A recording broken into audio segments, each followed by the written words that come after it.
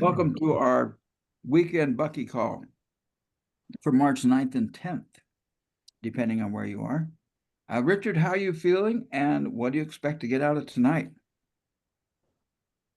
Well, I'd say I'm feeling pretty good coming out of the birthday celebration today. And this morning I met with our group that's called World Weavers, and we got into a very lengthy discussion. We were on the air for about 3 hours. um, and I learned an awful lot. I learned a lot about the numbering systems and the numbers. What is it? The Fibonacci numbers, and going from 1 to 3 to 5 to 8 to eventually to 13, and understanding how various geometric sort of figures bridge you from one set of numbers to another. Yeah. Cool. Yeah, Fibonacci sequence. It's Yeah. yeah, I think it's related to phi, right? Yeah, it's related to that. And just for example, the numbers go sort of like 1 to 3 and then 3 to 5. Yeah. And What you do is so you take 1 and add 2, that makes 3, then 2 and 3 makes 5, then 3 and 5 makes 8, then 5 and 8 make 13, etc. yeah, and what this Mark was on the session, who knows these numbers well, he was talking about, for example, to get from 3, like a triangle, the two-dimensional, to get to 5, which is pentagonal, the tetrahedron is the bridge that Oh, takes you over to 5. And then the next number is 8. So that means the hexagon or the pentagon and the hexagon bridge you over to the octahedra. And then we got up to 13, and the question was, well, that 13 sounds like a strange number. And then as we talked, it's really the concept of 12 around 1. And the 1 or the 13th is the center, or the sort of like the soul spot. And so it was fascinating. I've never had a discussion about numbers in that way. So it was very, very experiential and very educational. um, and anyway, so I'm expecting to get more out of that, and expecting to be able to get the email connections going between Anne and my our cousin's teacher son, who's going to take a year's leave of absence next year and buy a boat and sail wherever the boat takes them. So who knows? They may end up in KL. yeah. Cool. So Anne, how are you feeling, and what's your expectations for tonight? You know, I'm exhausted, and it's still morning. I haven't done this kind of run around in a while.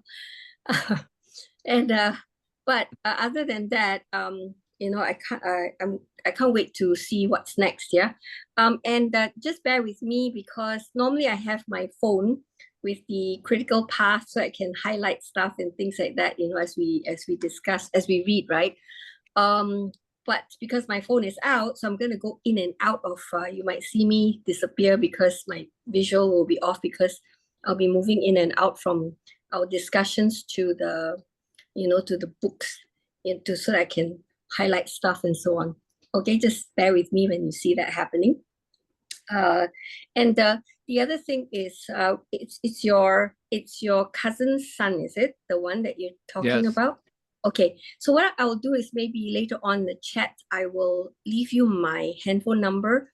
It's easier to connect with me on WhatsApp than to Right. connect on email, because I think I've got 30 over 1,000. I haven't been able to open. It's just ridiculous, because the more people you meet, they just keep sending you all sorts of weird stuff. Yeah, I just right. can't get to it. Yeah. Okay. So yeah, Steve, how do you feel, and what do you expect to take away today? Well, I'm feeling pretty good. My brother bought a 36-foot sailboat about 10 or 15 years ago. He had a Harley Davidson, and his wife had a heart attack every time he went out on the Harley.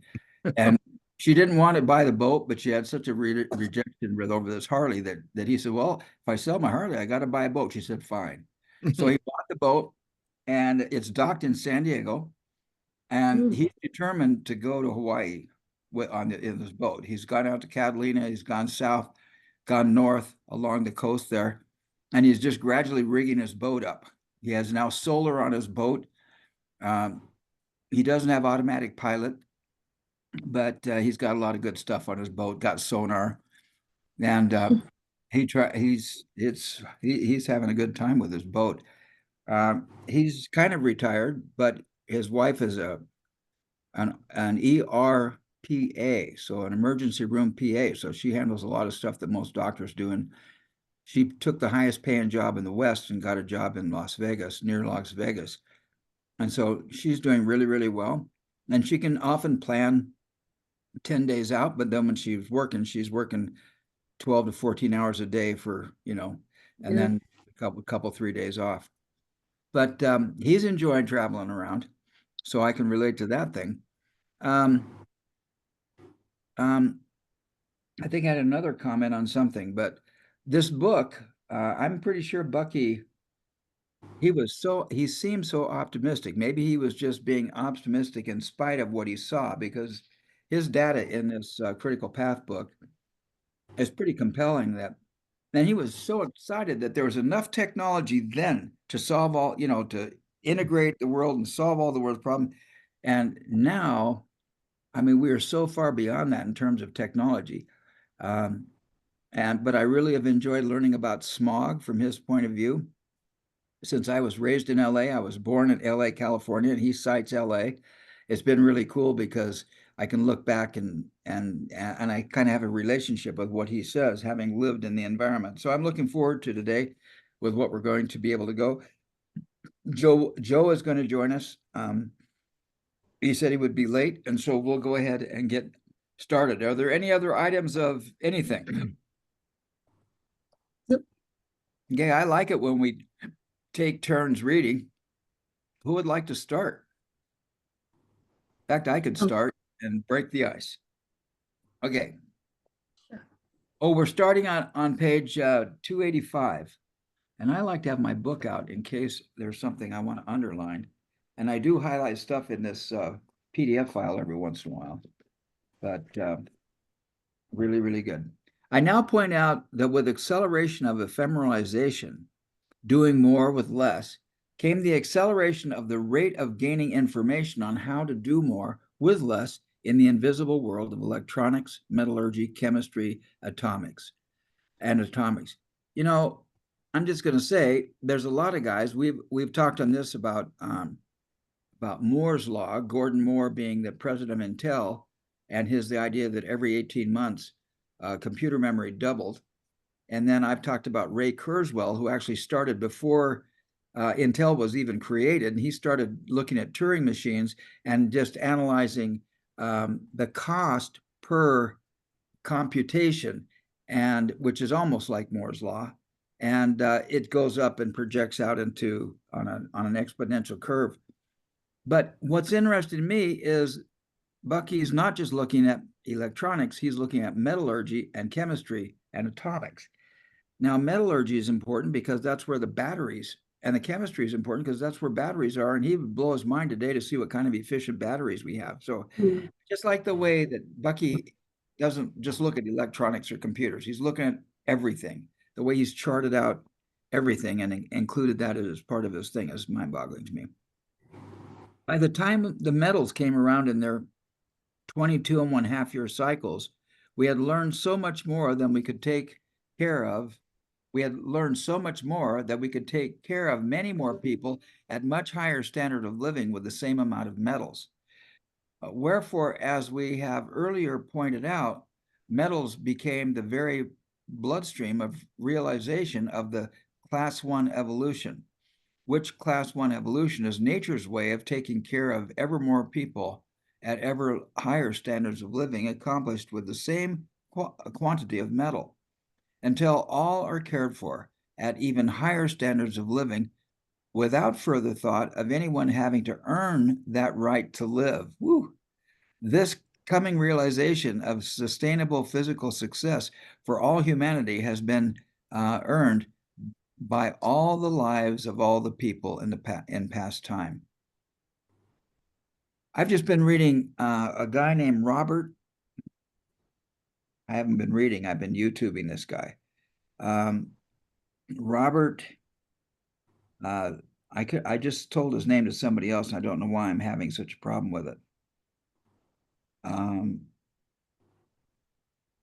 He's from UCLA. Oh, he might be UC Berkeley. Spansky. I'll find it later on when we're not looking at it. But he's all about how there is no free will. And he's talking about how, yeah, we have choices that give us responsibility, but in terms of our lot in life, we didn't choose where we were born. We didn't choose our DNA. We didn't choose. And he's talking about how the brain development in a human being starts in the third trimester. So if the mother is stressed, the baby is born with PTSD and will not learn as well. And Robert, I'm going to look up his name here and give you the link to it. It's really quite a good conversation. But here he says, because Robert doesn't believe that anybody deserves anything and that everybody has their lot and has the responsibility to do the best they can with it. But, you know, Bucky here is assuming that everybody's earned it. In other words, you've earned it because you're here on the planet, I think is what Bucky's saying. Any other thoughts or comments before I read another paragraph? Well, I think that's exactly it. That basically saying that we weren't born to earn our way to live. We were born to live. Yeah. And this idea that you have to earn your living is a manufactured sort of belief by humankind. And it's used in the Malthusian sense to then separate out the deserving and the undeserving. Yeah. And to keep your foot on those you think are undeserving or marginalized or are outside the triangle. Yeah. Yeah. The American education system through the 50s, where I was raised, knew, in fact, that 20% of the kids wouldn't make it through. And it was designed that way because they needed janitors. Yeah. And they figured if you didn't make it through, then you'd be a janitor. Just crazy, huh? And now we're learning all sorts of different ways that kids can learn. Yep, and different ways to clean. We don't have to clean, you know. But I think for me, I think for him, you know, you're saying that there's a sense of optimism in his writing in Critical Path. I think before that, there was just too much of this whole philosophy or the whole idea of looking at life from the space of scarcity and this whole fear of running out of resources and things like this. So I think for him, I would agree with that because that's exactly how I feel as well. But at that point in time, when I was around that age, when I was young around that time, in the 60s and 70s, we were really driven by that scarcity, whole mindset. It's not even a mind space, it's a mindset. And so when he came to this point, I think he realized that the reason you can be optimistic is because there is a way. Whether people use it or not are two different things. But the fact is the way is there. And he can see it, right? And if he can see in his writing and there are people learning and following him and so on, even if not all, but somebody working on it, eventually, life gets better. And which is exactly what has happened. Life has gotten better. And this is one thing that I get fired for. If I do talk to people in finance and the economic world, in the economics and all that, because I look back at what is real, right? And I grew up in the 60s and 70s. Back then, we didn't have anything, right? It was really, really hard. We would save 10 cents, which is equivalent to maybe less than 3 cents, US cents, right? We would save 10 cents just to have a plate of rice noodles, yeah, fried. Because if we bring our own egg from home, we save that 3 cents. But if we get them to fry it, so that was the time I came from, right? And literally, it was really difficult. There was just not enough money and things like this. You know, my parents were both working, and even then, we didn't really have anything. So, and I look back, and people kept saying, you guys should be so lucky. You know, back then, we could buy a bowl of something for 10 US cents. You know, you can buy food for 10 US cents. And today it's like maybe 8 ringgit, anything between $2 to I would say maybe $5 depending on where you eat. But the thing is, back then when money was big, we had nothing. Today, when money is smaller, like life is like everybody has got, we've got become middle class, and many of us have got homes, and my age group, many have got big homes, so I can't square that. But now that we know that it's about abundance, and actually when Robert Kiyosaki's books came along, I was like, wow, I get this, because I see this abundance, and all we need to do is to help people understand that. Again, you have the other half that, and I realized economics is not tied with the science, just this realization with cosmometry, right? And so we're gonna get to look into that with my teachers and so on. But my point is, I see the I'm an optimist realist, you know. And so I can understand that he would see the hope and the optimism, because the way is there. We just need to, as many as as many of us drive it. Unless we don't have idiotic leaders that comes and messes it up, we can make that change. Yeah. So that's what I say about this. Yeah. Well, I found Robert Sapolsky, and I put that link in the chat for everybody. It's quite amazing. He's getting a lot of flack because there's a lot of people who like the idea of free will. But his point is that the way the prison system is working is disgusting. And he's really down on meritocracy, which is, America is so keen on a meritocracy, that the best basketball players play basketball, and that's the way it ought to be in business, And so there are really some opportune adjustments here that we have, there's an opportunity, some real adjustment in paradigm. And Bucky's inviting me to look at new ways to look at things. I am progressively reviewing the evolutionary integration of all these now timely and available technologies that together produce a situation unlike any encountered ever before in the planet's multi-billion-year history. That of all humans becoming economically sustainable at higher standards of living than ever known, and doing so without consciously earning that living. Meanwhile, the people who have begun recirculating around the world, introducing their thoughts and experiences to all kinds. Oh, and meanwhile, the people have begun recirculating around the world, introducing their thoughts and experiences to all countries. All the great religions have become transnational, each operating in every country, permitting them to do so. Backed by wealthy central headquarters, various of the most powerful religions of history were amongst the first to send their monks and missionaries around the world to build the strength of their parent organizations. Not only the religions, but all the big ideologies have now become transnational. Neither free enterprise nor socialism recognize any geographical limits. Today, big business, as detailed, is legally pigly. That's his favorite from chapter 3. Is completely transnational. Now only the world's people are left bound within their respective 150 national pens, each pig pen. Each country is a pig pen. The separate Could also be penitentiary. yeah, also be the penitentiary, exactly right. The separate national pens were evolutionarily logical in former times when nature deployed all people so that they could learn how to cope under only the special conditions occurring at specific loci around our planet Earth.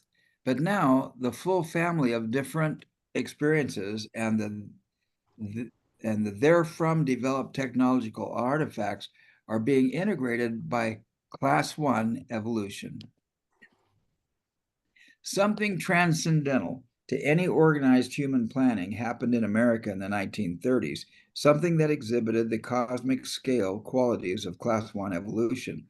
The record of consistently increasing annual immigration to America and the United States since the Mayflower landed in 1620 peaked in 1910 at over 1 million persons per year.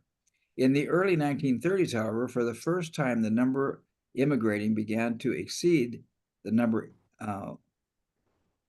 emigrating began to exceed the number immigrating to America.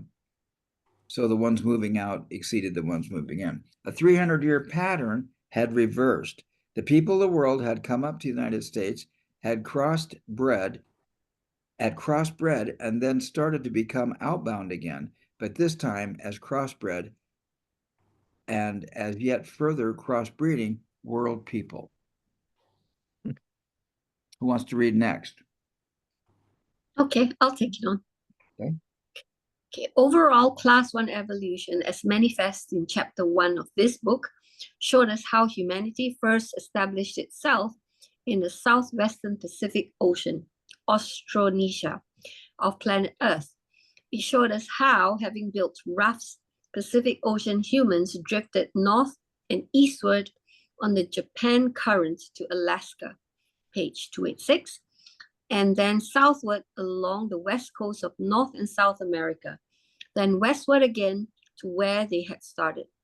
This drift pattern left small colonies vast millennia ago, whose progeny are now intermixed with much later arrivals. And then southward along the west coast of North and South America, then westward again to where they had started. This drift pattern left small... there's a repeat. Yeah, I'm going to take that paragraph out because in order to stop breaking up the page, I've decided to put the paragraphs together so we didn't have to hop, skip, and junk. There we go. Next came the westward overland migration. Artifacts of history show us how people pioneering ever westward and mildly northward coped as successfully as they did. In due course, the swords and later the guns of the ever faster westward colonizing or gypsying human families and individuals offered protection against unfriendly intruders until the colonies gradually developed common defense on an ever larger scale. Mobile tribal hordes eventually became settled farming nations and then built up so-called national defenses. We have reached the class 1 evolutionary point now in the last half of the 20th century, where the largest and most powerful abstract institutions, religious, financial, and political, have all become transnational. Humans trapped in 150 nation-state pens are being manipulated from outside the nations by big ideological, religious, or big money interests. The power of lobbying imposed on local governments by big world money or big world ideological systems is incredibly corrupting. Preemption of the metal supply by the expanding arms industry plus the trade barriers prevent the free circulation and recirculation of metals. This means we have 150 sovereign blood clots interrupting our recirculating metals, which would otherwise serve as the industrial productive lifeblood with which we might realize our class 1 evolutionary gains. I have something to say about this. I don't know because in Canada, in US, it might not be something of interest to you. But over in in outside of the world, we're now able to apply for e-residency. Have you heard of e-residency? I don't think so. Okay. I applied for mine, but I don't know what happened to it. As because of COVID, I couldn't go get it. I applied for e-residency with Estonia. Okay. Estonia is next to, just across the sea, a small body of water from Finland, right? And so we decided to apply, and two of my friends already got it, and I applied and I got it, but I haven't collected it because of COVID. And now that I thought about it, I should go and check it out. So that's one. The other one that has opened the door. So literally, it's just a matter of time before, these countries open and make it even more formalized, right? China has also is starting to welcome the overseas Chinese back. I had never, for many, many years, my entire life, I never identified with China, more because of their political ideology and how the whole country was run. And yes, they talk about communism and and so on. But you don't make people equally poor. You make them all equally rich and like wealthy and get wealthier, and that's where Bucky comes from. But they went the other way and everybody became equally poor. So I never identified myself with China. But since they opened up and everything, and they've opened up for overseas Chinese to apply to become, I'm not sure if it's e-residency or like you are part of China, and I can't remember what you're applying for now. Let me have a look into it and come back on that one. But we can now connect back with our Chinese roots. Literally, that's what they have done. But then, of course, people, you know what happened with Hong Kong and all that. So people are taking a pause on things like this. However, a lot of Chinese in Malaysia, their identity, what the growth of China has given Chinese around the world a lot of maybe not power, but Here's a list. Here's a list, Anne, of all the countries that are currently offering oh, e-residency. serious. My God. Wow. All I knew was of Estonia. Well, it was such a popular idea that other countries have got it because they want this influx of entrepreneurs. Yeah. It So even anyway, gets out to the application. So you see that the thing now, people elsewhere can now choose to not align, but to, I don't know what you call it, like to choose another country that they feel like in this. Okay, the purpose right now that I see is actually more on business, right? So it's easier for you to do business, set up companies, etc., etc. But I don't know. This is something to, for me. It's like yeah, to look into, as in what it's going to do with our 150 pence, right? Yeah. This is interesting. Some of the applications are completely online, and Yeah. other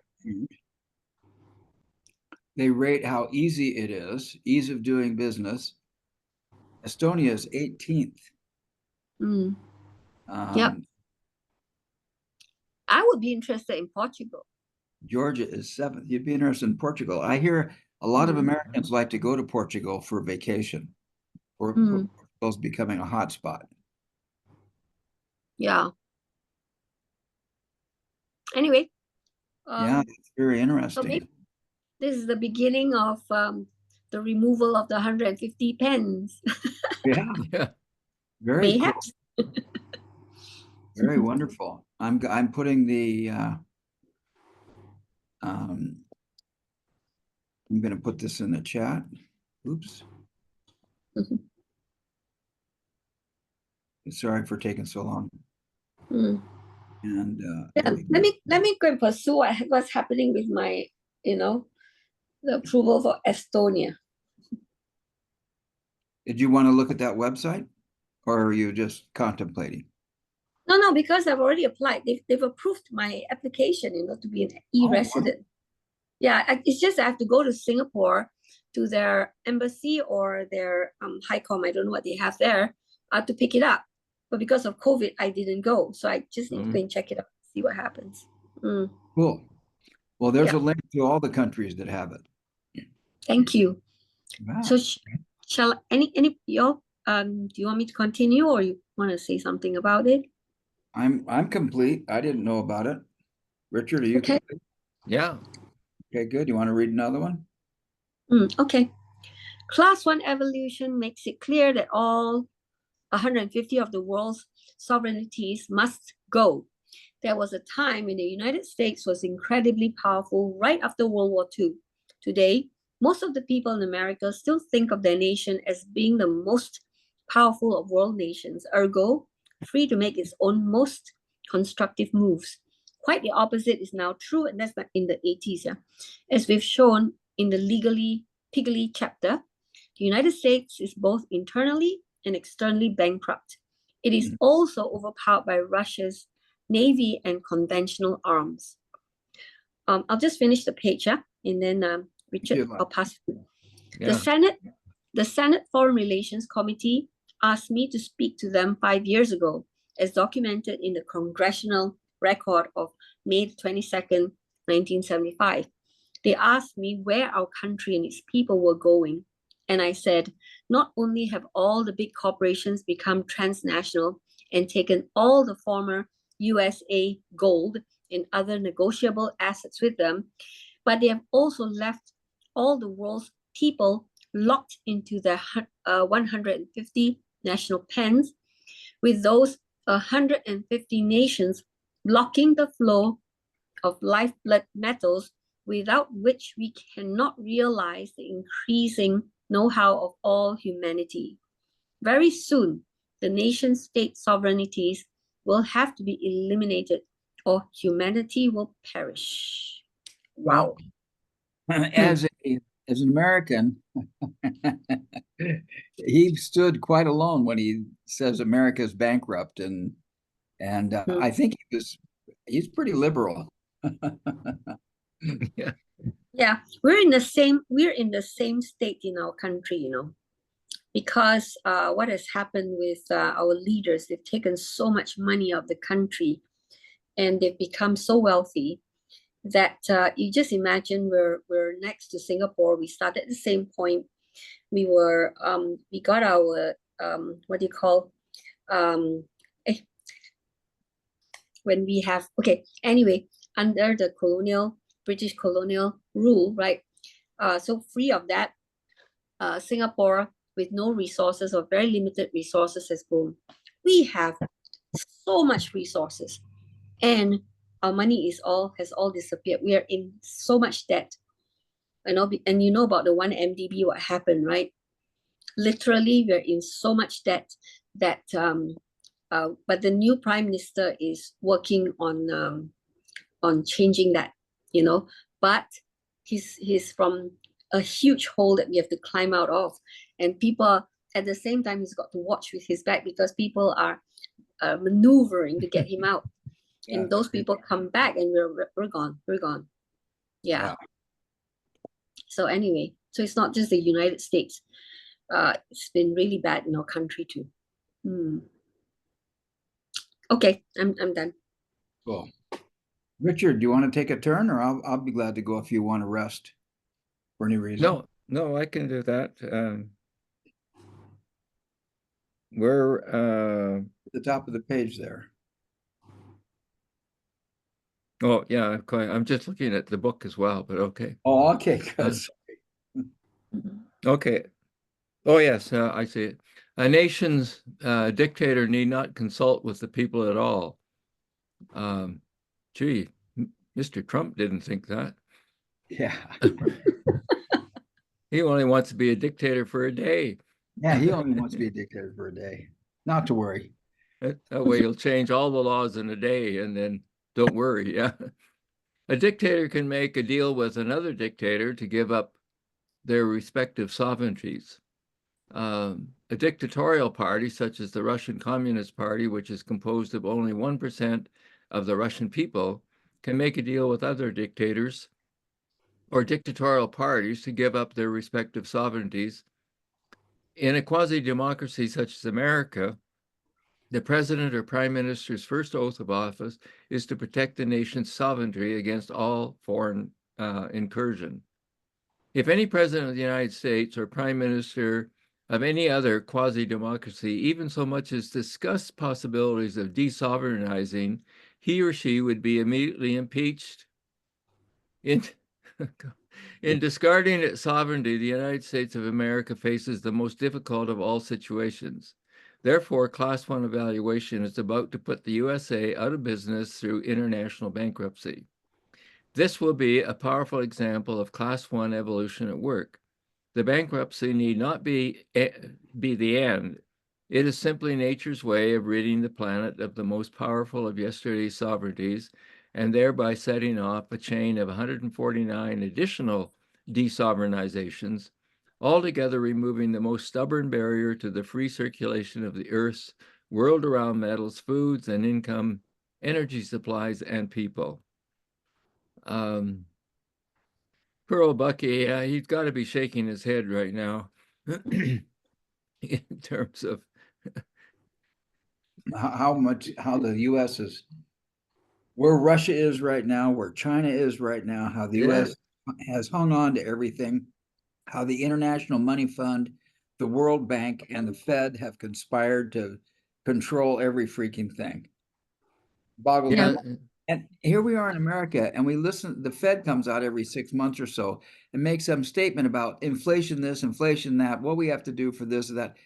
And it's so obvious to me they're just controlling the money supply and making sure the US dollar stays on top.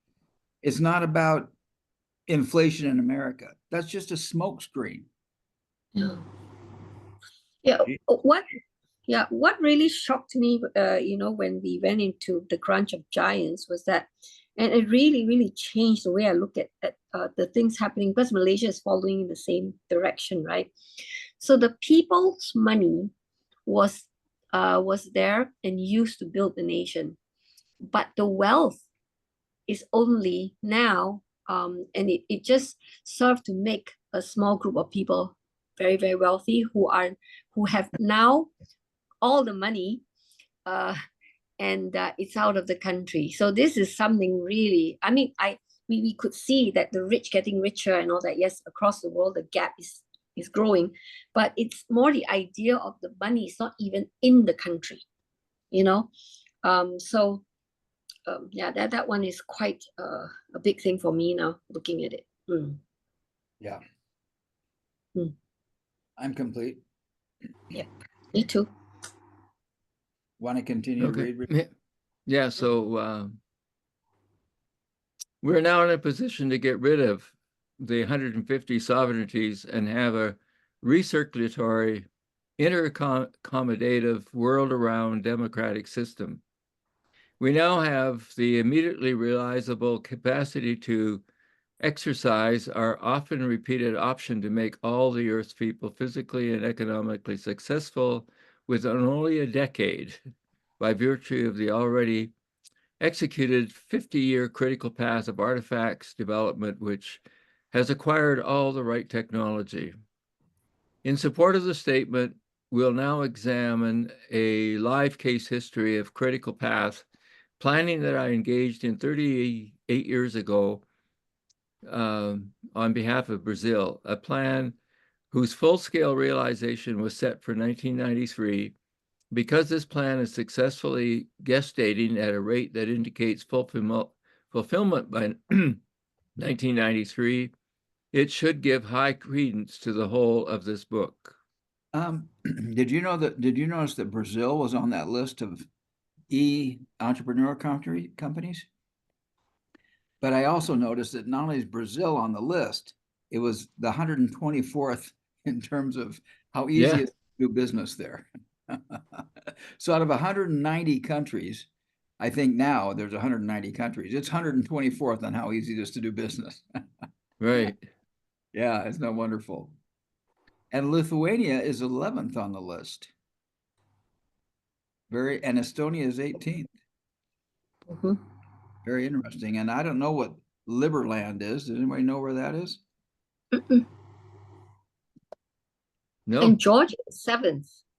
Yeah, yeah.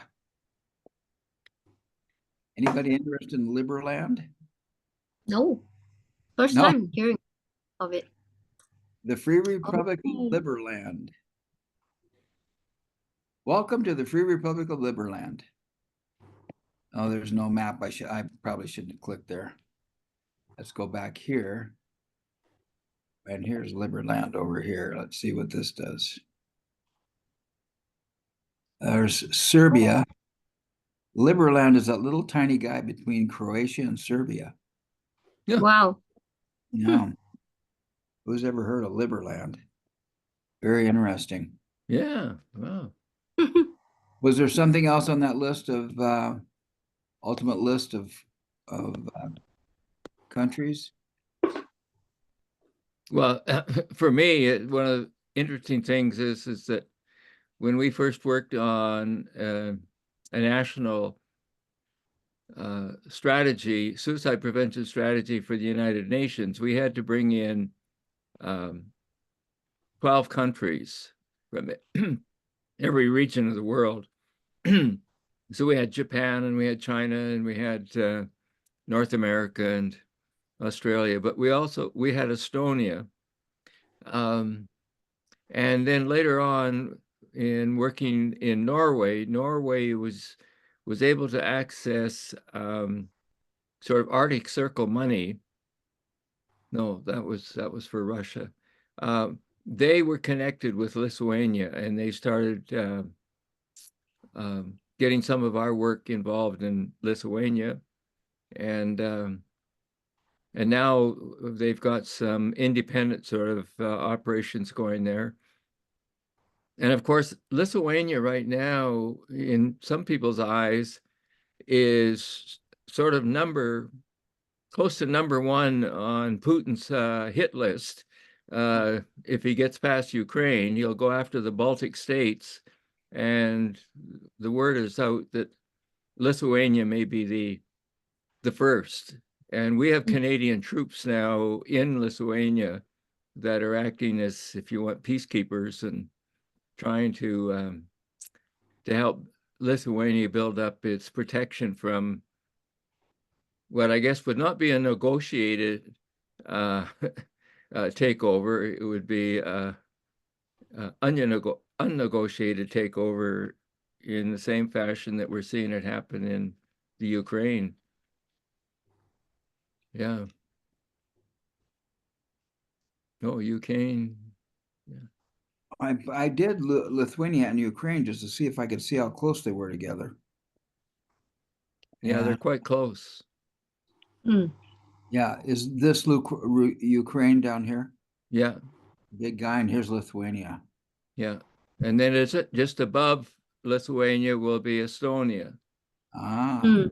And then next to that, I'm not sure which, but there's Latvia, Lithuania, Latvia, and Estonia are the three Baltic states that apparently are the most tenuous in terms of Russia maybe taking them back.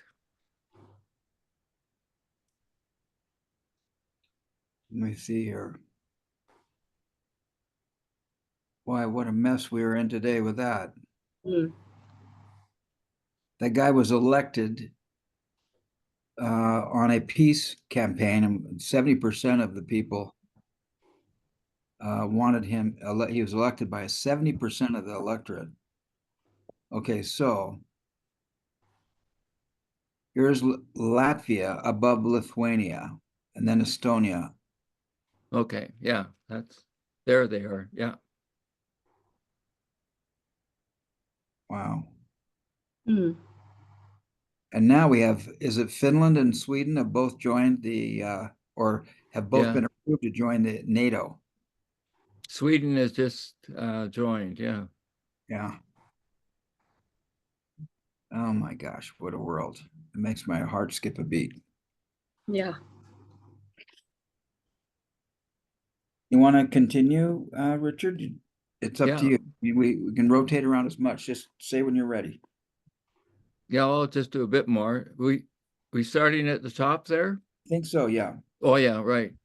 We've already noted in chapter 5, the geoscope, that at Churchill and Roosevelt's pre-World War II secret meeting in the Bay of Fundy, Roosevelt accepted Churchill's grand strategy, which called for the initial landing of the Allies' armed forces in Europe's soft underbelly, i.e. landing in Sicily from the North African coast. As we have also noted, implementation of the soft underbelly strategy called for the USA's swift extension of its radio triangulated surveying from the already radio triangulated northeastern USA to be extended southwestward through Mexico, Central America, Venezuela, and the Amazonia and Brazil to two of easternmost Brazil's South Atlantic coastal points, the Pernambuco and Rio. Next to Pernambuco and Rio were radio direction finder triangulated with Accession Island in the mid-South Atlantic. Accession Island was next radio triangulated northwardly with Dakar on Africa's northwestern coastal bulge and northeasterly with Lagos on the coast of Africa's equatorial Gulf of Guiana. These two adequately far apart African points were finally radio intertriangulated with two North American Mediterranean coast points occupied by the U.S. Armed Forces. Well, I don't know if I follow all of that triangulation. I wish he would have done a map on that, and I just checked the book. There's no map. Yeah. And if What is we take the time and where's Ascension Island? Anybody know? not for sure? No. Yeah. Anybody interested? Oh, we can look at it. Ascension Island. Out in the ocean. Yeah. I think it's very Spanish influence, if I'm not wrong. It may be around the Canary Islands. There's a Georgetown in it. Yeah, that says something about colonization. Yeah, it does.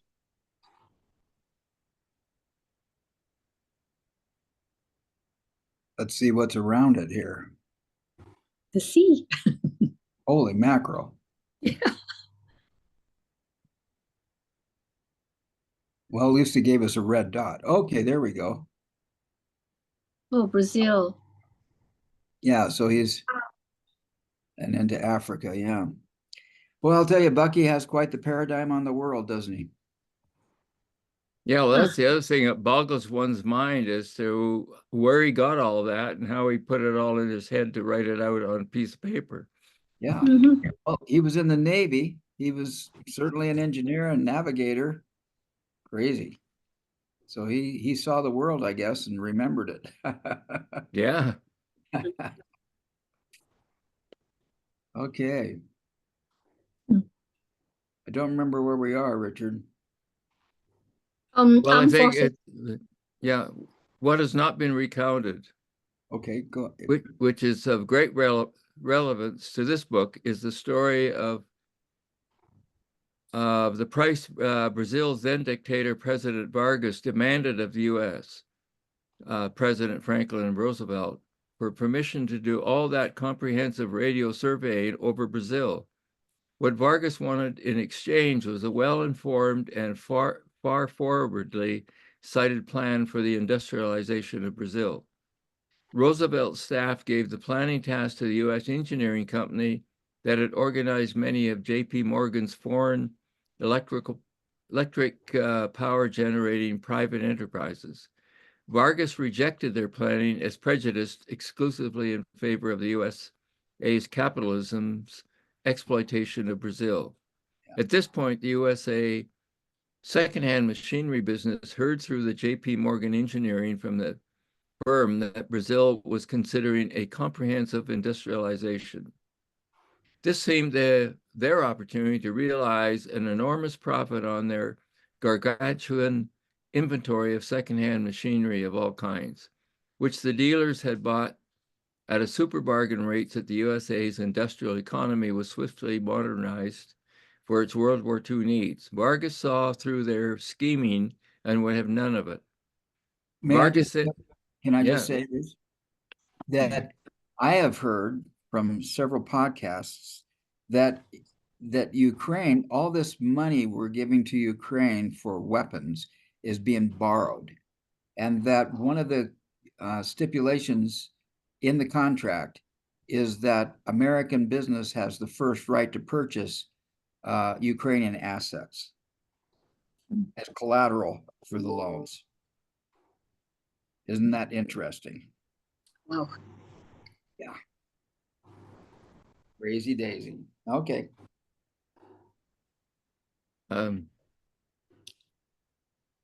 Vargas then told Roosevelt that he and his Brazilian advisors had read all the known authoritative publications by the Russians and other experts regarding the Russian successive 5-year incremented planning of comprehensive industrialization.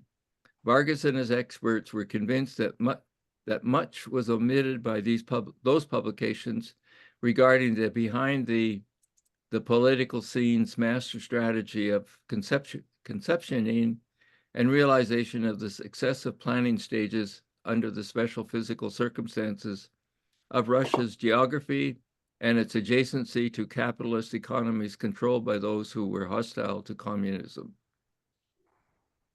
As inspection of my Dymaxion sky-ocean world map will disclose, the whole northern periphery of Russia is in the Arctic and has no adjacent enemy lands. The length of this most often frozen northern border of the USSR constitutes more than half of all of its periphery.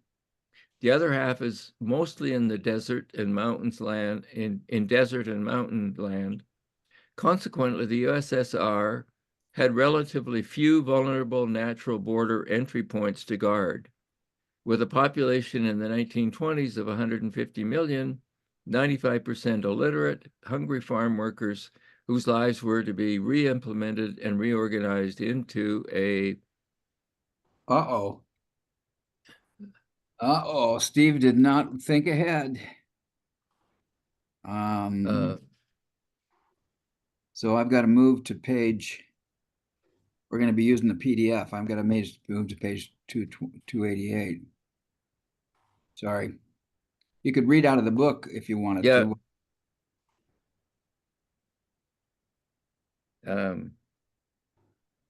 Find it here in the book. 289, I think. Yeah. Primarily industrial economy. Whose lives were to be implemented and reorganized into a primarily industrial economy that continues to 19. The USR required instant adoption of a schedule of first things first to be accomplished, followed by a logical sequence of successively most important acquisitions and functioning capabilities. During the first two of the USSR's 5-year plan realizations, approximately 18 million of their population had to die of starvation in order to obtain their final goal, which was to produce thereafter ongoing adequacy of life support for all. The price to be paid in human want and suffering, great as it was, seemed like a pittance in comparison to the continuance to eternity of the life grinding to death agrarian serfdom. Under the circumstances of 1 million dying and many millions more in want, enemies of the attempt by communism to demonstrate that it could produce a better life for its people than that they enjoyed elsewhere, which would, however, take 2 whole generations to prove, obviously produced a highly subvertible social condition, provided only that enemies could readily penetrate and themselves subsist under the restricted life support condition.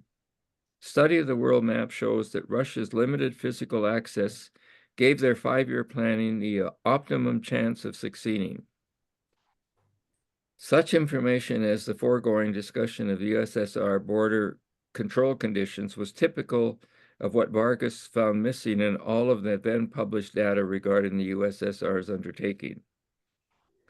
Vargas reminded Roosevelt that coincident with the 1929 economic great crash of the Western world, Russia's first 5-year plan had discovered much gold, and that the USSR had been able to make gold pay for contracts with the theretofore leading, but in 1929-33, idle primary production corporations of the USA. These contracts sent proven know-how engineering teams to Russia to supervise the building, equipping, and startup of prototype factories in all categories of industrialization: hydro and steam electrical generating, mining, blast furnace, steel, and other metal producing, glass making, cotton, and wool fabricating, petroleum producing, and refining, etc. Vargas said to Roosevelt, almost all of those USA corporate executive engineers must as yet be alive. Being so expert, they must all be performing very responsible tasks in the US today. What I'd like you to do for Brazil is to have someone in the USA contact and interview all the US engineers who took part in the across-the-board Russian 5-year plan's technical initiations. Vargas felt that the USA engineers must have learned a great deal more about the realities of the USSR 5-year planning than could be found in the literature. The White House sent this task to the engineering department of the USA's Board of Economic Warfare for action. As head mechanical engineer of the board, and in consideration of my background, as for instance, in plotting the forward trends of world's industrialization for the Phelps Dodge Company, at the time the 3rd largest copper producer in the world, or my experience as science and technology consultant on the staff of Fortune magazine, I was given the task prescribed by Vargas. The first thing I did was to contact Loy Henderson of the U.S. State Department, who had occupied the USA desk in Moscow in 1929, before the ambassadorial relationships were established with Russia by Roosevelt in 1934. Henderson located for me a member of his 1929 Moscow staff, a man named Habich, who had handled all the travel arrangements for all the USA engineers who went to Russia in fulfillment of those prototyping contracts. Through Habich, I learned who all those engineers were, as well as which ones were most esteemed by the Russian engineers with whom they dealt. I was able to locate them all in the USA. By 1943, most were heads or senior vice presidents of their original companies. All agreed to hold interviews with me since I had U.S. presidential authority. 32 individuals in 21 corporations were interviewed, all of whom had participated in the first 3 of the successive 5-year plans of USSR. My commission was not only to seek non-published angles on the USSR planning strategy, but also to interpolate the principles into a plan for Brazil, where the geographical conditions were exactly the opposite of Russia. Anybody could enter Brazil from almost any direction. Since that was so, I had to develop use of the principles in an altogether different manner. I inverted the equation. If you couldn't keep exploiters out, you made it easy for them to come in. And if the foreign interests wanted, for instance, to explore for and produce important metals for export, they would be permitted to do so, provided they also produced for Brazil a stockpile quota, which would always provide Brazil with a quantity of that metallic element equivalent to 2% of the quantity of the elements known to exist on planet Earth, since Brazil's population was 2% of the world's population. To prepare myself for serious discussion of such comprehensive world industrial planning, before leaving Washington to visit these USA engineer executives, I contacted the presidents of the 4 leading USA foreign engineering project corporations. All 4 of them had heard that Brazil was considering adoption of a plan for comprehensive industrialization.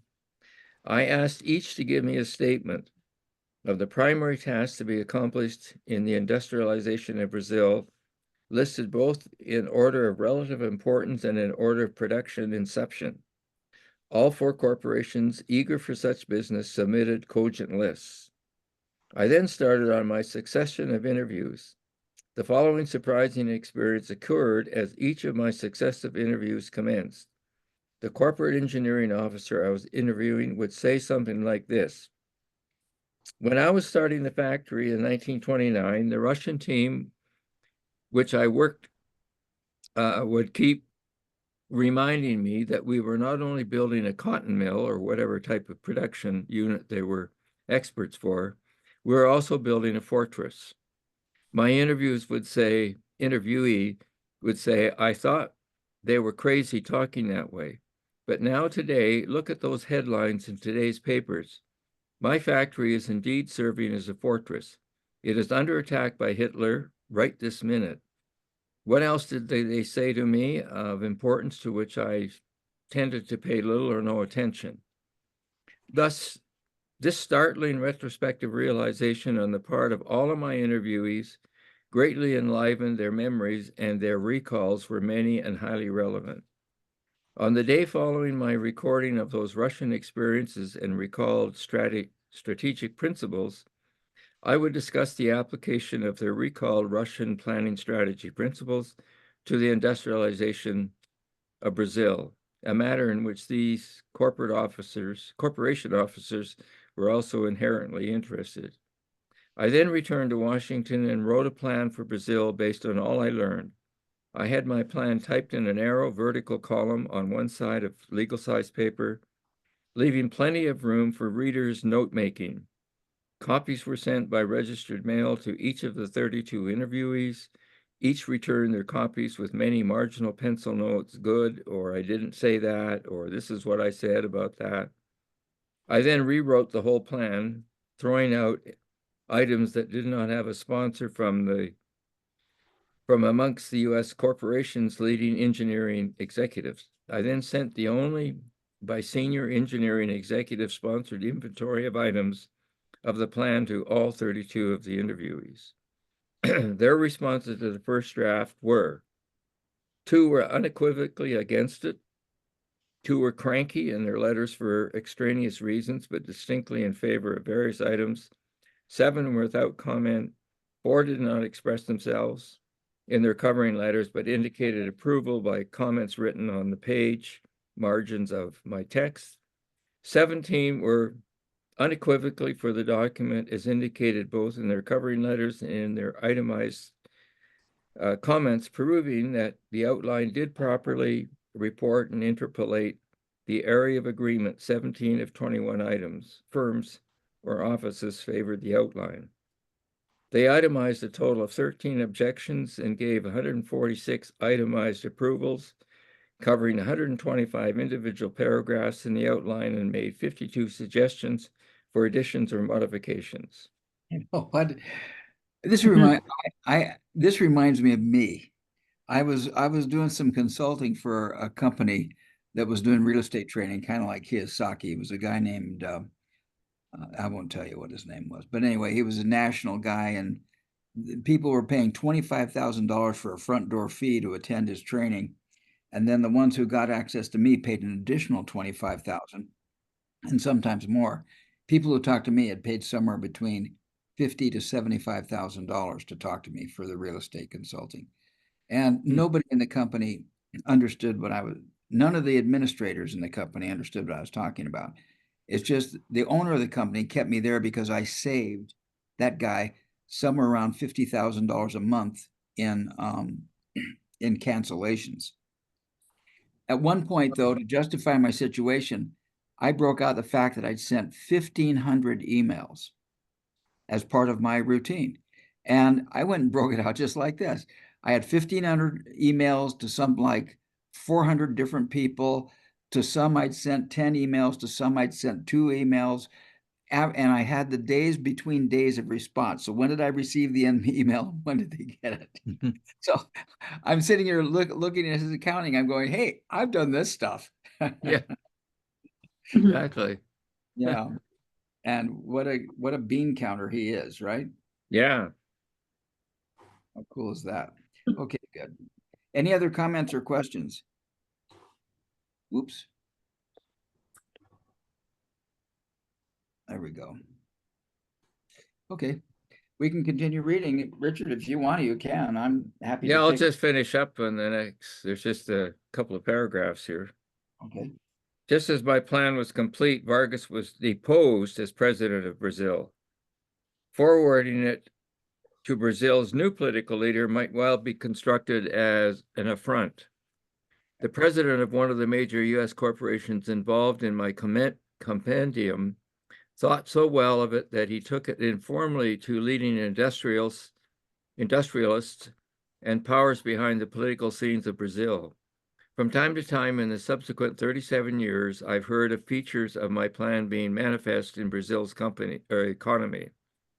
In March of 1980, I was invited to visit Brazil by the Chamber of Commerce of Sao Paulo, its leading commercial industrial city. I thought of the compendium, which had been sitting in my files for 37 years.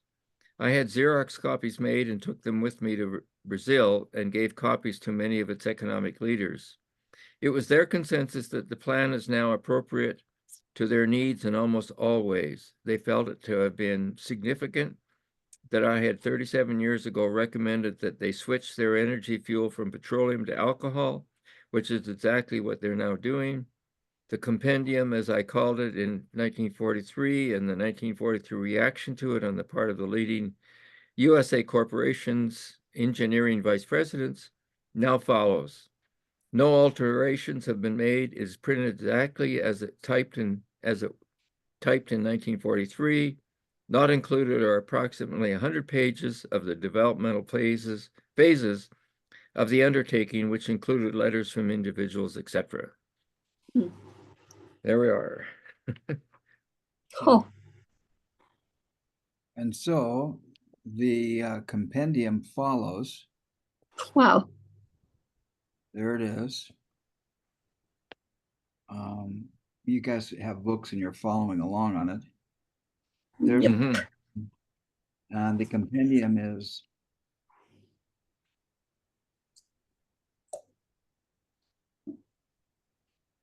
quite a bit to read. It is Yeah. 19. We can start it if we want to start it.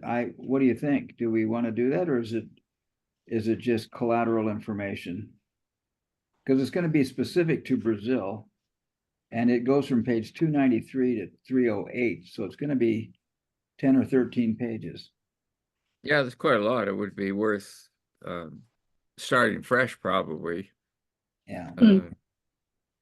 Well, if we quit right now, it's going to make this a really short call because we've only been on for about an hour and 5 minutes.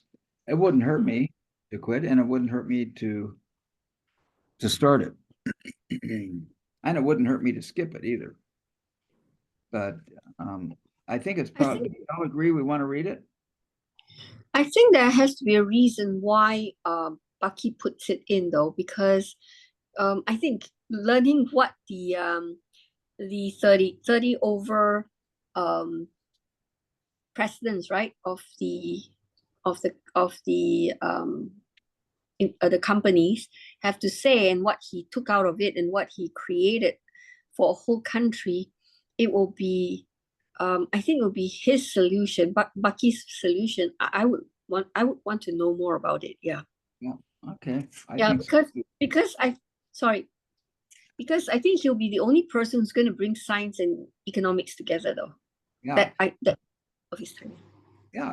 I think it'd be interesting to see how he mixes all of his stuff to communicate a plan. And just looking at the structure, it's like reading a business plan. A good business plan, reading somebody's good business plan is a great way to be educated as to what a good business plan looks like. And this is a great business plan, 13 pages. So we should probably do it. And it's 9:21. We can go for another 20 minutes probably, and then go out. Shall we do that? Okay. I Okay, mean, good. I'm okay for it. Yeah. How about you, Richard, Richard?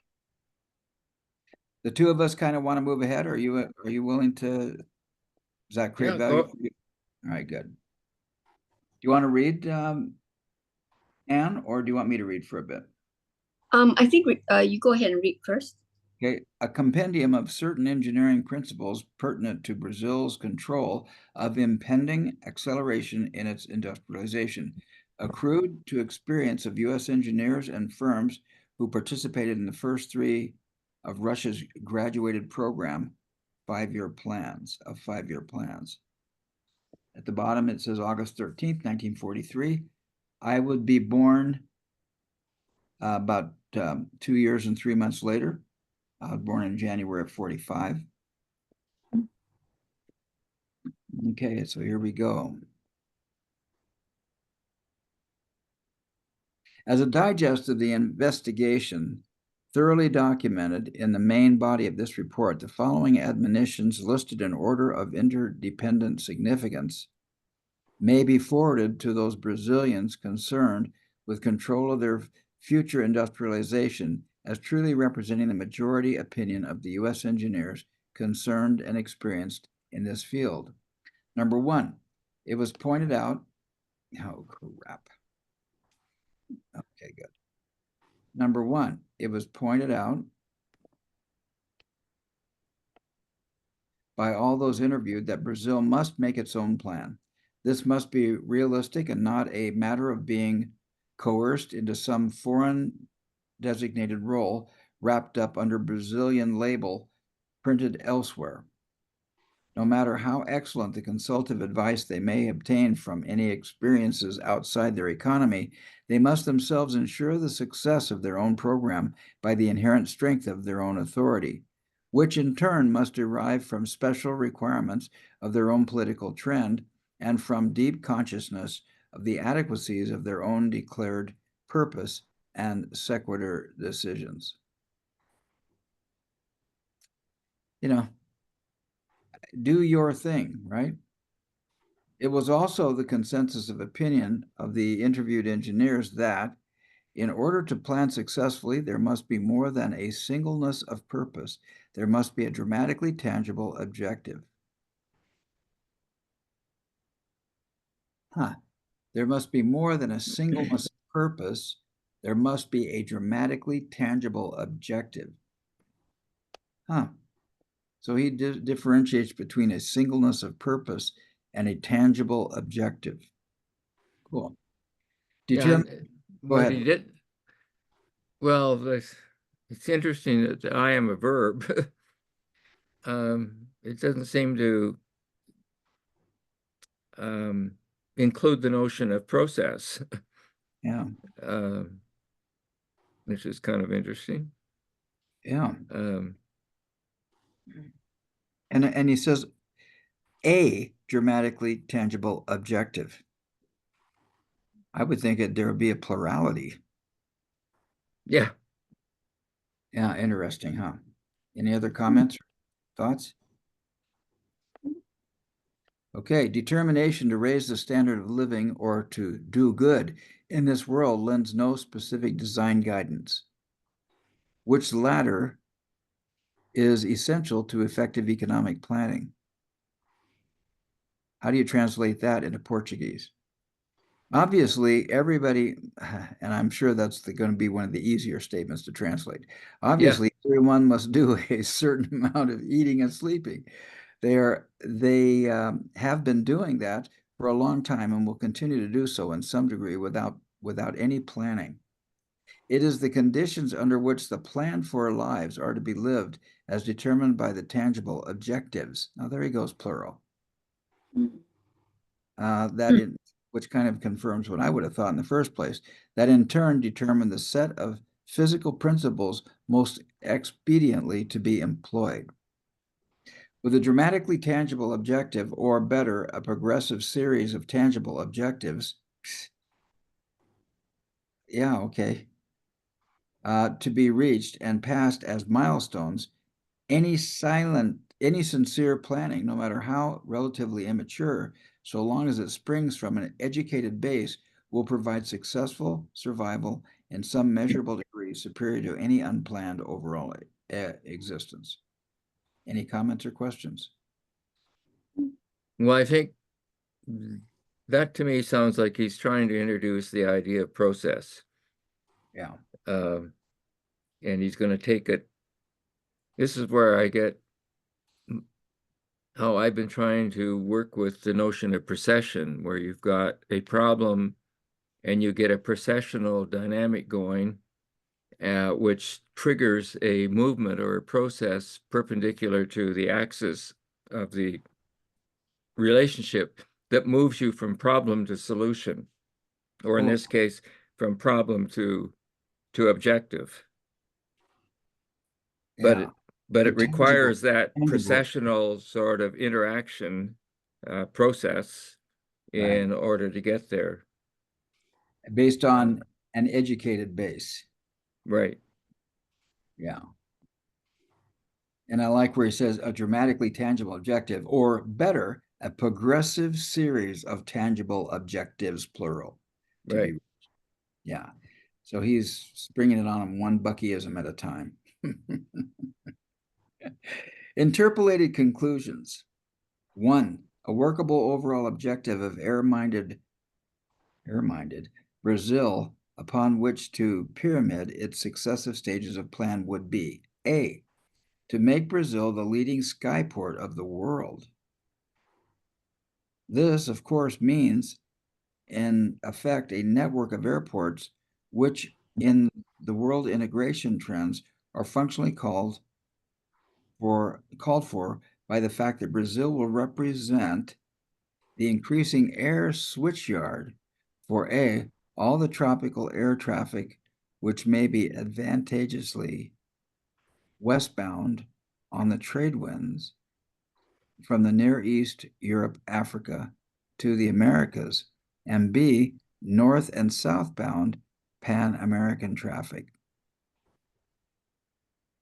That all highway systems shall radiate from the air and water ports of Brazil to its natural resources, that the initiative of individuals tending to explore for resources may thus be expedited. C, that Brazil, because it is unfeasible to maintain closure of its borders, employ that fact to advantage instead of opposing it ineffectively, and therefore plan to make Brazil the easiest country in the world to come to or leave. In effect, a nationwide, ever-renewing World's Fair. Bucky was big on World's Fairs. Yeah.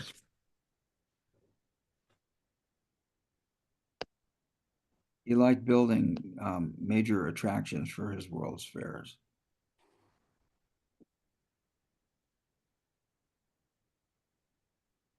Okay, I'm on the next page.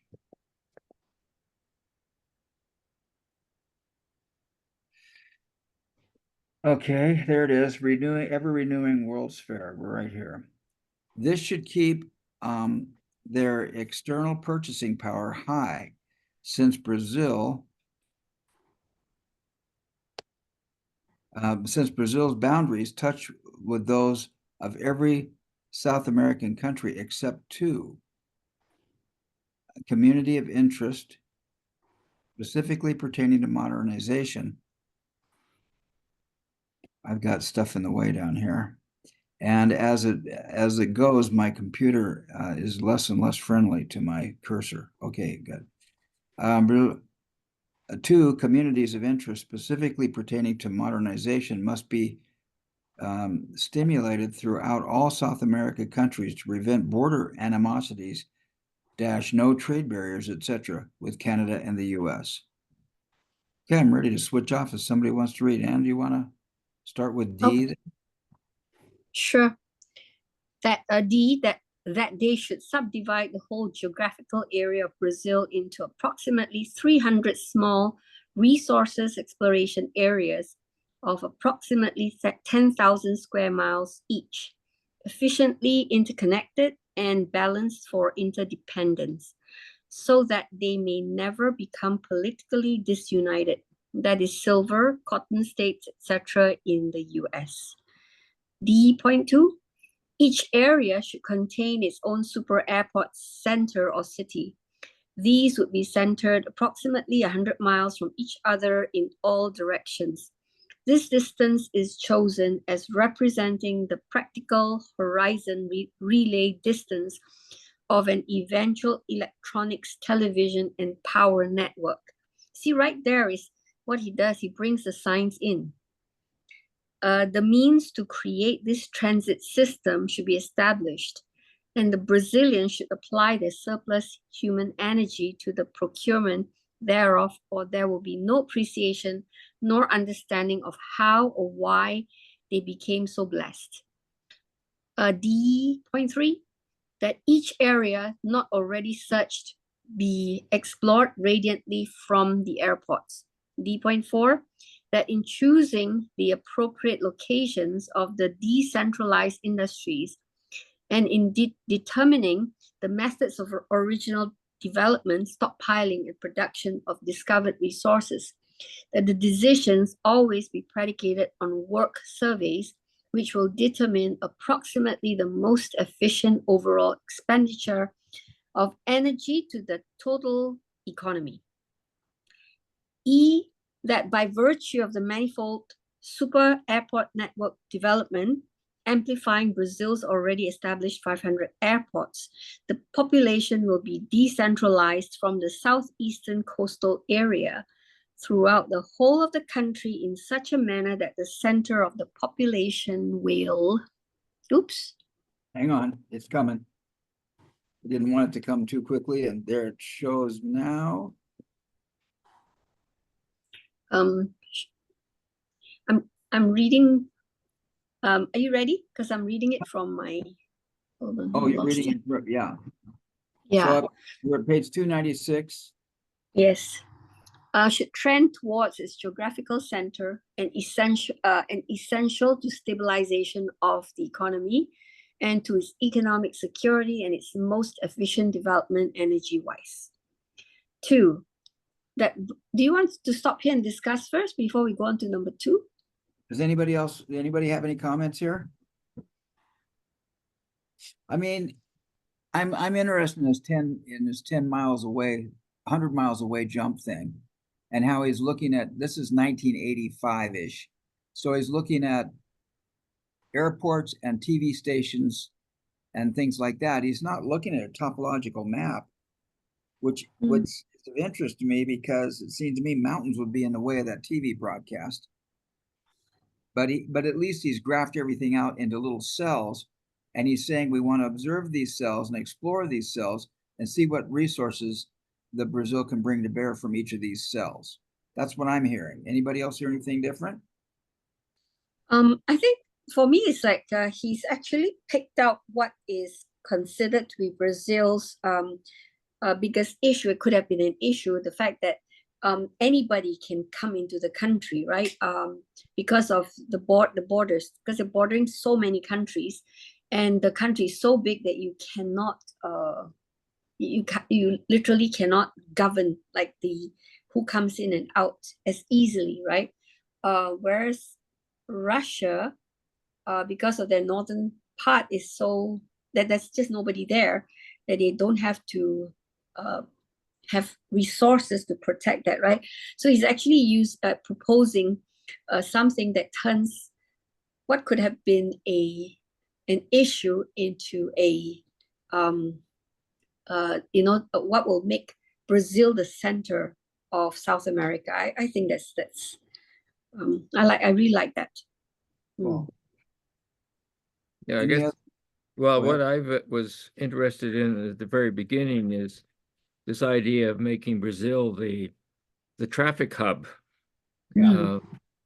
in terms of the flying patterns from from the African and European continent over to the North and South America continents. I'm not sure where he's coming from in terms of thinking that you would fly to Brazil and then fly north or south from there to get to your destination. And I'm projecting a world map and see how far South America is from Australia. Mm.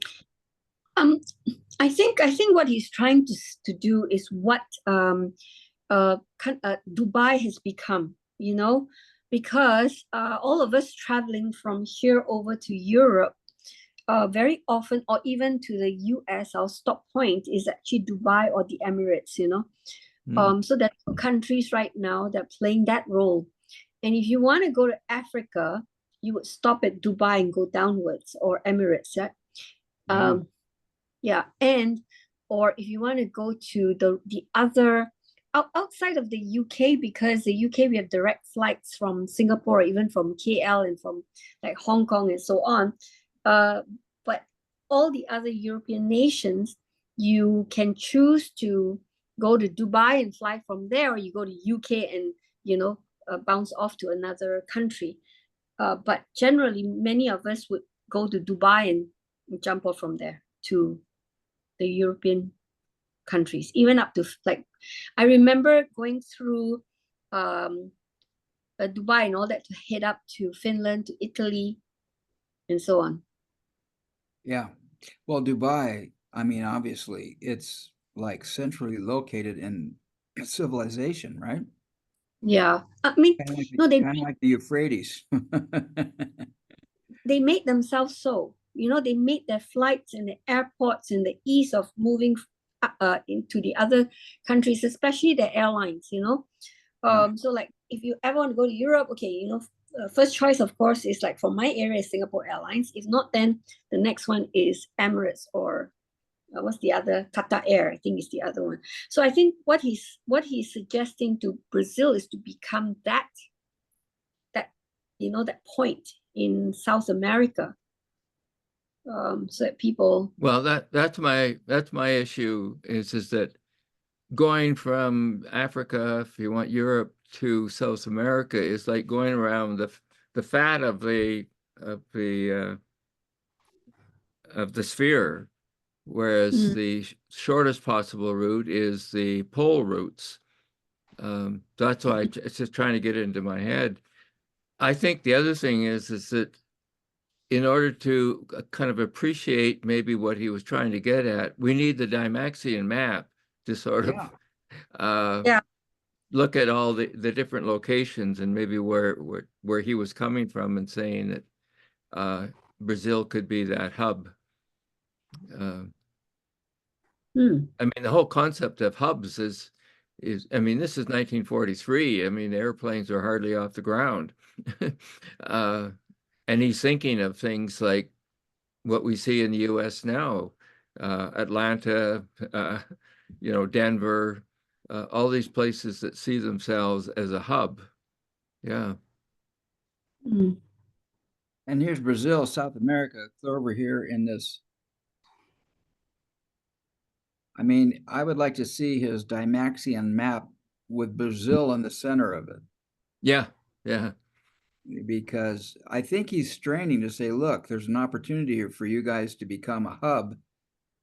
And this is way before Dubai ever thought of doing anything. I mean, when did actually Dubai come into existence? Not too long ago. But I think he was talking more for South America, Yeah, not sure. right. And Canada. Yeah, if he's talking that way in terms of just basically South America, then it makes sense. Yeah. Yeah. I was mentioning like Dubai, because we travel a lot from Asia to Europe and to the US and all that, right? So I'm not sure if how familiar you all are with our routes going back and forth. So I was just pointing out Dubai, because he's suggesting to Brazil in the 80s, and I don't think Dubai came about in the 80s. I think it was something like probably. He's suggesting this in the 40s. Remember, this is a 1943 document. That's right. Yeah, so it was really ahead. Anyway. Yeah. Mm. Have you been to Dubai, Anne? Yeah, I've been, once. Richard, did you? No. So do they have that design in an island? Did they create that thing so for an aerial logo thing?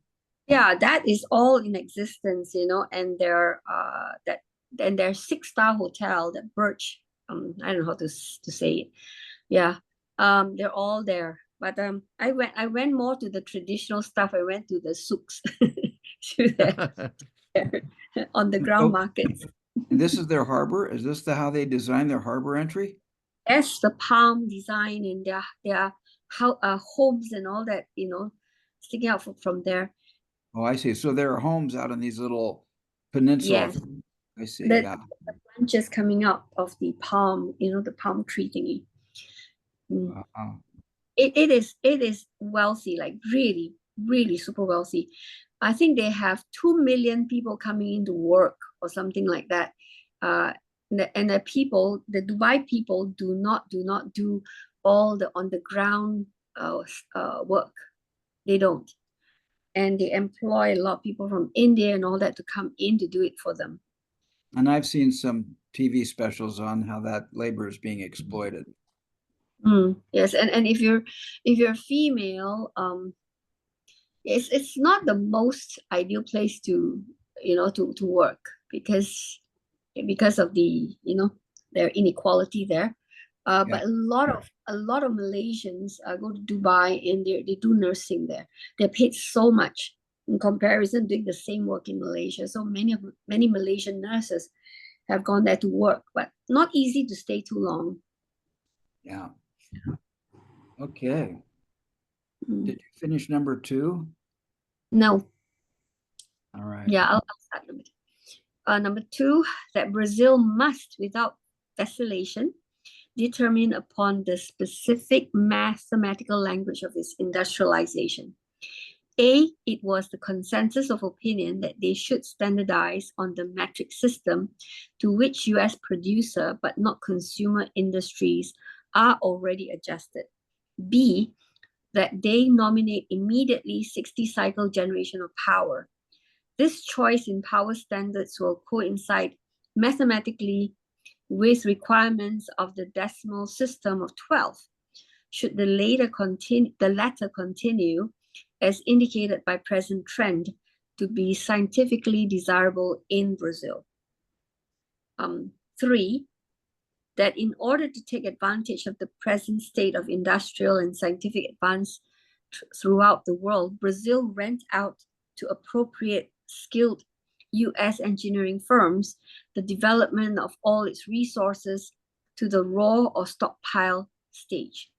This should in no way be construed to refer to their production organizations for domestic consumption. The contracts will be kept in force by virtue of guaranteed schedules of performances.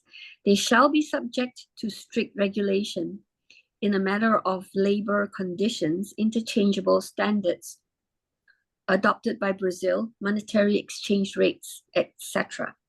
The profits of export of natural resources be retained in Brazil and plowed back into further development of resources. A, that all equipment brought in by these concerns shall, if the development leases are terminated, remain in Brazil as part of the nation's accruing resources, that equipment be admitted duty-free.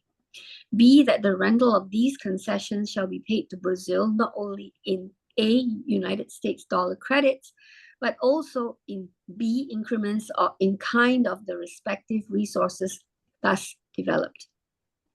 C, that the schedule of increments shall be such that Brazil's approximate proportion of world population, that is 2%, shall be protected and instrumented in such a manner that the known world quantity of each resource element. I'm sorry, hang on. Okay. There you go.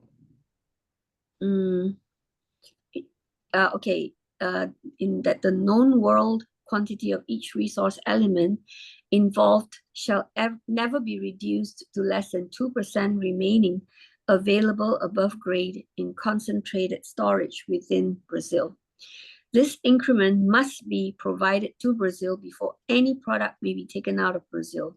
Thus, as Brazil's industrialization develops, no matter what the design configuration may be, its proportion of the world's chemical element resources naturally occurring within its borders will remain such. Hang on. Whoops. I'm very sensitive here. Hang on, here we go. Sure. We're still on 3. Yeah. Okay, good. Such. Oh, all right. Within its borders remain such that its population may enjoy no less than the average standard towards which the whole world trends, that is, towards equilibrious per capita distribution, I would guess. Sure. Of the chemical elements serving in industrial functions enjoyed by an increasing proportion of all population, therefore towards dynamic equity of all elements per world person in mutually enjoyed services. D, that the choice of optimum overall sizes of equipment and choice of process methods, etc., to be left entirely to the discretion of the licensees. This will eliminate this always inadequate phase of detailed planning from government officials, leaving technical expediency to private initiative. Okay, let's end there. And we'll start at number 4 next week. Any comments or questions on what we've got here? Yeah, actually, I'm wondering how far they got with this. Yeah, maybe there'll be some. Well, they didn't. They didn't, obviously. Because Vargas got thrown out before he could sort of implement that. So it's, from what I could gather in the earlier reading, that they distributed this to kind of behind the scenes people, and they've been piecemealing it into place until, well, later on, I'm trying to put it into place now when he was involved in the follow-up to find out Right. that It's on page 292. In March of 1980, I was invited to visit by the Chamber of Commerce in Sao Paulo. And then he reviewed in 1980 this presentation that he prepared in 1943. Yeah. And that's when he found out that there was bits and pieces of it sort of being implemented in different places or parts of the country. But he also said that it was adopted fully. Nothing was changed from 1943, and that Brazil actually adopted it, I got to find the part where he said that. Yeah, I do believe that Vargas got dumped, and so it wasn't fully implemented. I think that point is probably accurate that Richard said. What I noticed in it was that how these interests, these American companies were not to purchase any resource, they were to rent and lease. And that if the company stopped it or left, whatever assets had been developed would remain in Brazil and be property of Brazil. That never happens with the IMF. It never happens with the World Bank. It's all about exploitation. Mm-hmm. And I noticed that there was a percentage that was supposed to be held. First, a reserve would be built before anything could be taken out, and that reserve would be used for the benefit of the people. Right. I noticed that language. Okay, I found the part where they adopted it was at page 292. Right. And it was he made Xerox copies and took them with him to Brazil and gave copies to many of its economic leaders. Right. It was their consensus that the plan is now appropriate to their needs in almost all ways.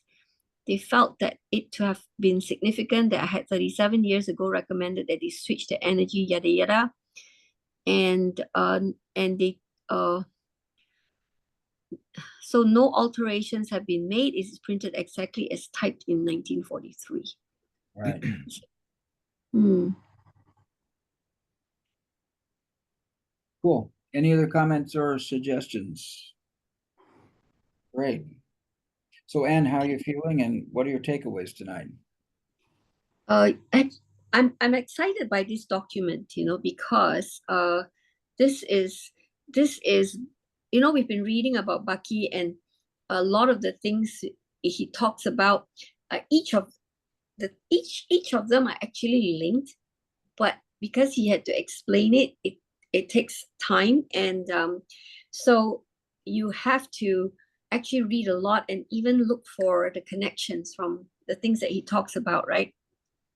So this is a very, what I see is the uh, practical proposal from him, and yeah, so for me, that's my takeaway today. Um, very, I'm very interested. Yeah. So Richard, how do you feel, and what did you take away today? Well, I feel good. It's a difficult sort of read with some of this, and to be able to get it kind of circulating in your head. But I guess one of the things that is striking me right now is that when he came up with his uh, answer to what's the function of the human beings in this world, and he ended up saying that our purpose is to be local information gatherers and problem solvers, and to maintain the integrity of the eternally regenerative universe. This kind of document and the way he explained how he went about putting it together really exemplifies the information gathering piece of what he was arguing, in terms of the function, and just how meticulous um, information gathering often has to be in order to put together a comprehensive um, understanding or proposal of the nature that he prepared for Brazil. It's really quite fascinating, and to do it on the basis of um, the long-term interest is going to benefit the Brazilian people, not the um, uh, interlopers, if you want. Um, so he recognized the importance of bringing others in, um, but he also recognized the importance of protecting the interests of, in this case, the Brazilians. Um, so if, it's too bad they didn't get a chance to try and make it work in a comprehensive way, because it could have turned out to be a model for other parts of the world to follow. So, but what I'm taking away is the significance of that information gathering to uh, move towards local problem solving as part of the function of maintaining the integrity of the regenerative universe. So that's what I'm taking away, is the importance of the information gathering, and how often we probably slough that off and just gather as much as as our energy allows us to, and don't realize that we may have, cut corners in terms of the information that we gather, and then we use to judge what we should do next regarding a problem solving. So that's what I'm taking away. And over to you, Steve. And how are you feeling? What are you getting out of or taking away tonight? Well, Bucky is not an anarchist. He did mention here that the 150 at his time pig pens that held all the people, the sheeple, the pigple, that these governments were supposed to go away and democracy was to prevail. And I'm going to look for that and underline that, because as many times as he speaks out against world governments and talks about how they're all going to fade away, I don't really I haven't heard him be so explicit about this idea of democracy, or worldwide democracy. So I'm going to look that up and underline that. I'm glad we're reading the proposal for Brazil. It's very specific, and what I'm seeing is this is back in the proposal made in 43, presented in 1980. This is, as you pointed out, Richard, this is before air travel. 43 is before airport. He created a plan for Brazil that would have looked like Chicago, Dallas, Atlanta, Salt Lake, LA, San Francisco, San Diego, and he kind of plotted it out. Of course, those are more than 100 miles apart, because airplane travel is a lot more efficient than it was. But I think he was more about democratizing each of those 100 square mile units and making sure that all the resources were observed and that all the people in those places were taken care of. Mm-hmm. And so many times, when I design my business, I go where the money is. I don't really look at where the people are. I look where the money is. And he's kind of saying, hey, these are where the people are. We're going to see what we can do about developing these resources in a meaningful way. We're not going to sell anything. We're going to lease it. We have first rights to all the assets, and we're going to produce a reserve before we start consuming, which is a revolutionary idea.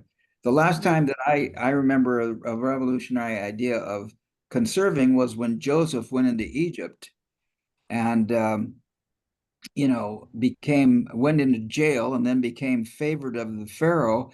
And then they created a plan because the Pharaoh had a dream about 7 years of famine. So they suddenly started to stockpile all their resources, because there's going to be 7 years of plenty and then 7 years of famine. And that's the big record I have of stockpiling. I've never thought of it in terms of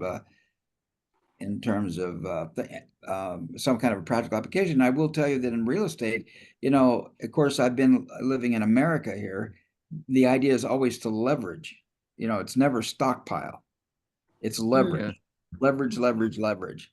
Well, the big stockpiler now, in terms of stockpiling the oil and gas, if you want, reserves, is Norway, and the huge billions of dollars that they have in their heritage fund.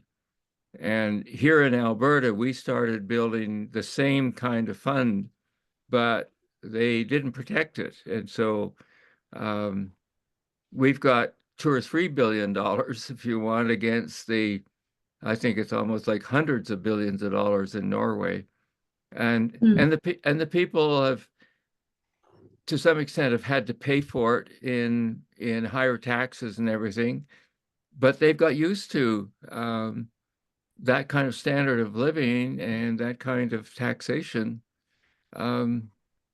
And they're doing just fine, and they travel all over the world, so it's not like they're poverty stricken because they pay a high sort of personal income tax, and they're very generous people in terms of reaching out and being helpful to other areas. Yeah, so that's, to me, that's the comparable stockpile that Norway took very seriously in building up. I must look and see how much money they do have. Well, in fact, while you were talking, I was reminded that one of the big criticisms, or one of the things that people overlook with the Biden administration in the US, was that when he got in after Trump, because of the crisis, partly because of the pandemic, Biden approved the access to US oil reserves and actually started, in some parlance, flooding the market, which took the monopoly away from the OPEC and from the Arabic cartels, and basically the U.S. just started making oil flow. And I was just reading that the Strategic Petroleum Reserve, the SPR, is an emergency stockpile of petroleum maintained by the U.S. Department of Energy. It is the largest publicly known emergency supply in the world. Its underground tanks in Louisiana and Texas have capacity for 714 million barrels.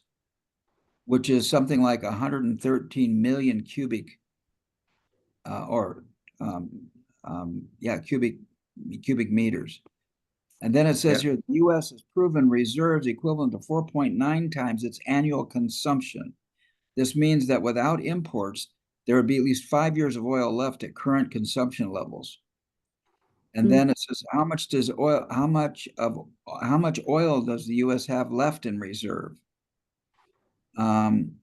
It says that 44.4 billion barrels, realizing that it had, I quoted above, I don't think I said 4.9. I didn't give a number of barrels.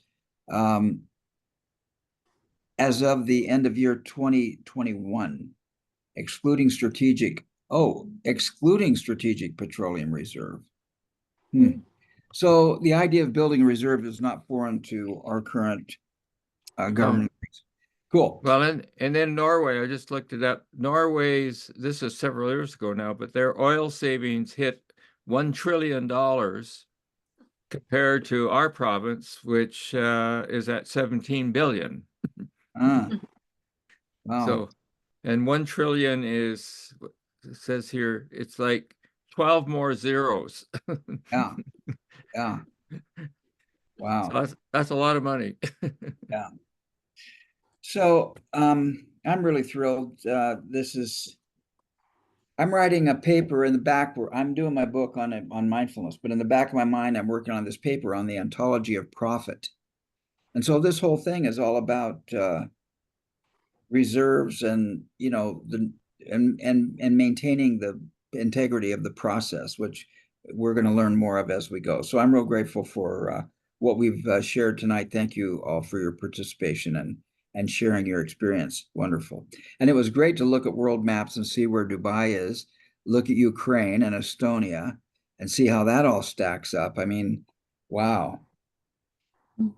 Yeah. And I'm still perplexed by the Damaxian map of how the Brazil is supposed to be in the center of all this stuff. So anyway, okay, I'm complete. Any other comments or questions before we go? No, it's just that if we'd found that puzzle I showed you some time ago, where all the pieces could be rearranged in such a way that whoever you wanted to be the center of the earth, you could arrange the puzzle pieces. And if you get a hold of it, I mean, this would be a wonderful thing for the kids in your school system to.